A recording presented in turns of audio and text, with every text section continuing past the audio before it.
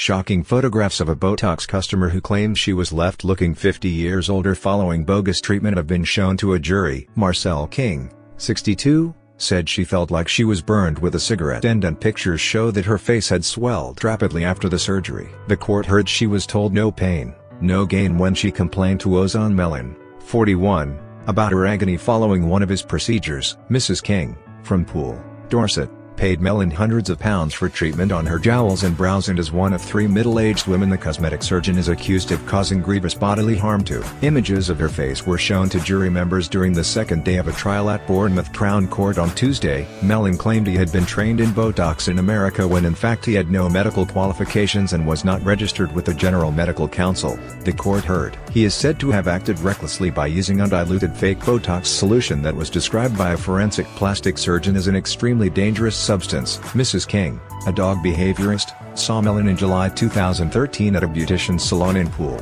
She texted Melon's then wife Lisa Bolster to say she looked 50 years older and ended the text with a sad face emoji. The court heard. Mrs. King, who was 58 at the time of the treatment, said, "He arrived with a big needle case and I said, 'You are going to use those fine needles I have seen in photos?' He held up what looked to me like a canine vaccination needle and said, 'These are better.' I just really accepted that was how it happens. I asked for my jowls to be done. I don't know how many injections there were, but it was a lot. It was all done quite quick, probably less than a minute. It was very painful. I think at that point he said no pain, no gain." Mrs. King had a second follow-up session with Melon on July 22. She said, "The second injections were twice as painful. It felt like being burnt with a cigarette end. When I got in my car I noticed my head was starting to swell. When I got home my husband was pulling horrible faces. I started to get lots of blisters and my face started swelling outwards. I had burned blisters all around my eyes. I couldn't see out of my eyes.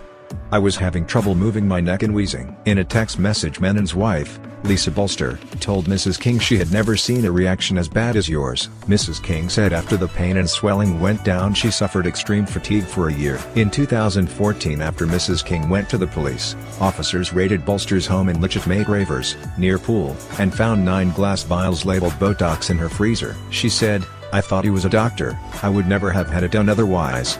I had no reason not to believe him." Another woman, Josette Shepherd, was left unable to eat, speak or smile for 6 months after being treated by Melon. She told the court she couldn't smile after the treatment because she felt too embarrassed and said it was very painful, reports the Bournemouth Echo. Ms. Shepherd said, "Afterwards as time went on it got more and more uncomfortable, hotter and hotter. During the evening it was like my head was on fire, really burning.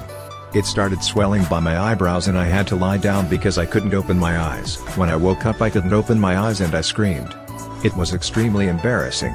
The fact it was because I had Botox. I didn't want to laugh because I looked stupid. When I laughed my face distorted."